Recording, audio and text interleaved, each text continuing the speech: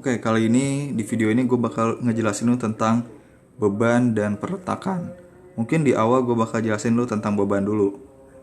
Nah, kita masuk ke yang namanya beban. Beban pada struktur atau mekanika teknik dibagi menjadi dua. Secara garis besar di mekanika teknik biasanya cuma ada dua, yaitu beban mati dan beban hidup.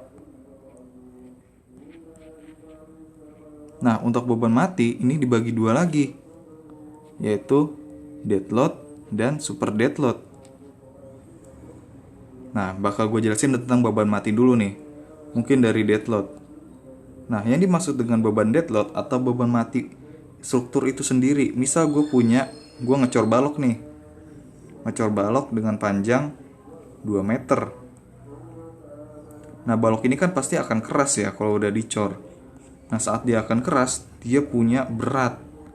Nah, beratnya si balok ini yang sepanjang 2 meter disebut dengan dead load, berat struktur itu sendiri.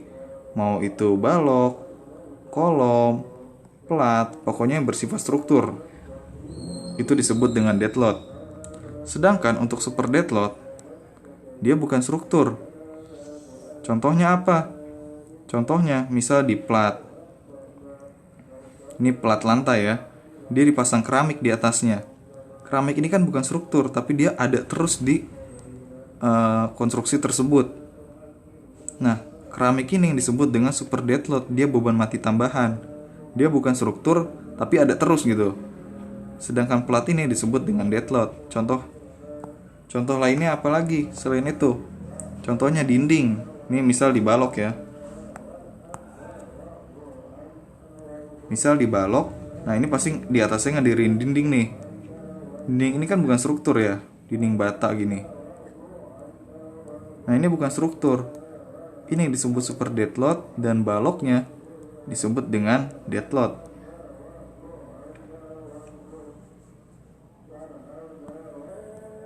Nah, terus gimana kalau dengan beban hidup? Untuk beban hidup ini sebenarnya banyak. Misal kalau di gedung itu adalah untuk pastinya aktivitas dari orang, bukan orangnya aja ya, tapi aktivitasnya juga. Dan misal di jembatan atau di jalan itu ada namanya beban kendaraan. Dia masuk beban hidup. Nah, untuk orang di gedung itu biasanya udah dibahas di SNI pembebanan untuk gedung. Gue lupa SNI nomor berapa, biar nggak salah ya, mending cari aja sendiri. Nah, untuk pembebanan beban hidup biasanya udah diatur di SNI. Dia berbeda nih untuk rumah sakit atau tempat tinggal, ya, atau sekolah. Biasanya itu udah ditentuin di situ. Ada bebannya masing-masing, berbeda. Pastinya tempat tinggal ini lebih kecil dibandingkan dengan sekolah. Kenapa? Aktivitas di sekolah kan pasti orangnya lebih banyak dari segi jumlah. Dan pasti sekolah itu punya arsip buku-buku yang pasti banyak dibandingkan dengan tempat tinggal yang lebih dikit.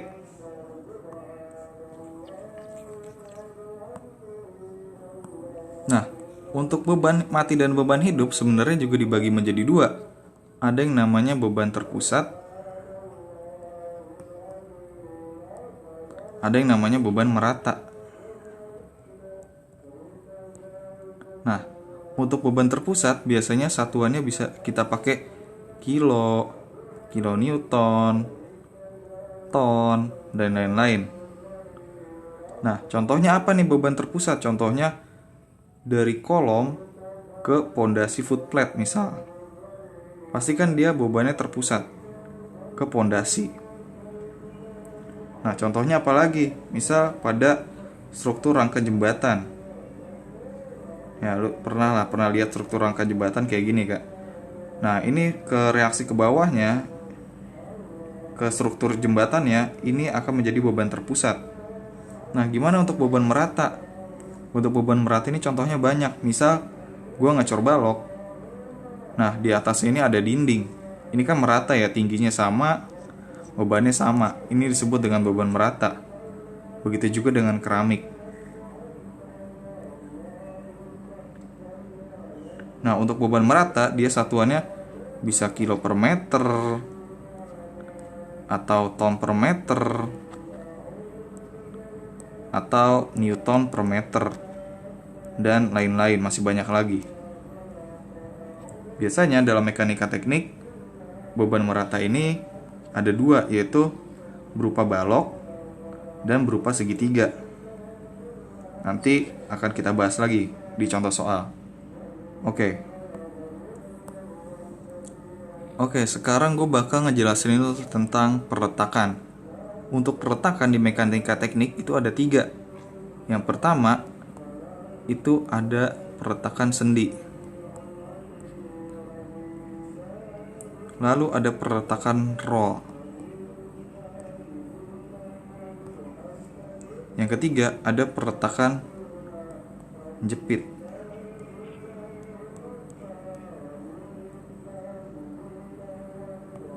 Nah, bedanya apa sih? Sebelum kita cari perbedaannya, kita harus tahu perletakan itu apa. Jadi perletakan itu adalah kata lainnya tumpuan dari struktur itu sendiri. Nah, untuk sendi biasanya dilambangkan dengan gambar segitiga. Nah, sendi ini bisa menahan gaya vertikal dan gaya horizontal yang diberikan ke dia. Dia akan balas gayanya sebesar gaya itu sendiri. Contohnya, misal gua punya 2 perletakan sendi yang menahan suatu balok. Nah, balok ini beratnya kecil atau beban merata itu 5 ton per meter. Nah, sama si perletakan sendi ini, dia akan ditahan 5 ton meternya itu. Kalau dijumlah 5 ton meter hasil perletakannya. Jadi struktur ini tidak akan turun ke bawah oleh si balok ini yang beratnya 5 ton meter. Dan kalau struktur ini didorong dari kiri sebesar 5 ton, nah si perletakan sendi ini juga akan menahannya ke arah sebaliknya sebesar 5 ton. Dia akan memberikan reaksi agar struktur ini tidak bergerak dari mau ke bawah maupun ke kanan maupun ke kiri ya, maupun ke kiri, karena ini di gayanya ini diberikan dari kiri ke kanan. Dia akan nahan gitu supaya struktur ini tidak bergerak.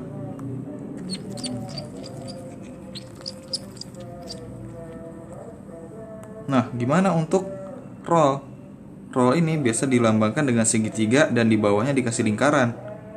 Untuk sendi roll ini dia hanya bisa menahan gaya vertikal yang diberikan ke perletakan tersebut. Contohnya, misal kayak tadi, gue punya 2 roll, di atasnya gue kasih balok yang sama lah kondisi kayak tadi.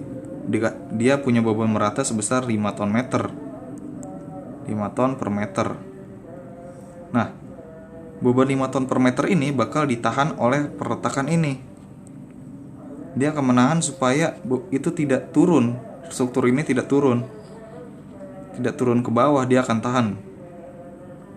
Jika dijumlah, reaksinya itu adalah 5 ton juga. Nah, kalau dia dikasih beban dari kanan, misalnya sebesar 5 ton, apa yang terjadi? Struktur ini akan bergerak ke kanan. Dia jadi kayak mobil-mobilan gitu. Dia akan meluncur ke kanan karena sendi roll ini dia memperbolehkan adanya gerakan secara horizontal. Mungkin kayak gitu untuk sendi roll. Nah, terus gimana dengan jepit? Jepit ini dilambangkan dengan suatu garis aja ya. Mau itu vertikal, mau itu horizontal, kayak gini, sama aja. Nah, untuk si jepit, dia ini versi lengkap. Dia bisa nahan vertikal, horizontal juga bisa, maupun momen. Nah, ini yang tidak dimiliki oleh kedua sendi tadi, momen. Contohnya kayak gimana? Mungkin gue bakal contohin dulu di sendi ya. Misal gue kasih tadi kayak beban kayak tadi, sama kayak tadi kondisinya. Beban berata 5 ton meter, dia akan melengkung kayak gini melengkungannya. Nah, dia akan melengkung kayak gini si baloknya. Terus gimana kalau roll? Ya kalau roll sama aja gitu, dia bakal melengkung. Di perletakan ini akan terjadi momen, karena dia nggak bisa nahan momen, jadi ada lengkungan di situ. Sedangkan kalau gua kasih jepit, peletakan jepit kayak gini, apa yang akan terjadi? Dia akan melengkung gini. Nah, dia akan ke atas gitu. Karena saat dia pengen melengkung ke bawah, dia ditahan lagi sama si perletakan ini. Lu jangan melengkung ke bawah gitu. Ditahan lagi sama dia. Jadi ada momen di situ. Ada reaksi momen. Misalnya pada cantilever. Biar lebih jelas. Gue punya cantilever. Nah, kalau ditahan oleh jepit, dia akan kayak gini gerakan. Nah, dia akan lurus dulu di perletakan dan lama-lama dia bakal melengkung ke bawah. Ini sama aja lu ngegenggam pakai tangan gitu. Pasti di sininya itu lurus dulu, lama-lama baru melengkung ke bawah gitu. Beda kalau kayak gini, dia pasti melengkung gini. Nah, pasti melengkung kalau sendi. Tapi beda kalau dengan jepit, dia bakal lurus dulu baru melengkung. Oke, mungkin udah jelas ya perletakan dari gua.